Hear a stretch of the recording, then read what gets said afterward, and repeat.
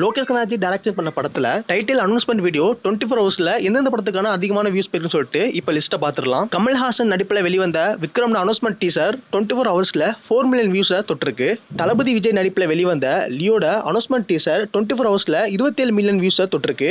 Super star Rajinikanth நடித்து வெளிவர போற கூலி திரைப்படத்தில் அனௌன்ஸ்மெண்ட் டீசர் 24 ஹவர்ஸ்ல 5.7 மில்லியன் வியூஸை தொட்டிருக்கு. இப்ப வியூஸ் அடிப்படையில எந்த படத்துல அனௌன்ஸ்மெண்ட் டீசர் அதிகமான வியூஸ் தொட்டிருக்குன்னா ஃபர்ஸ்ட் இடத்துல லியோ, செகண்ட் இடத்துல கூலி, தேர்ட் இடத்துல விக்ரம்.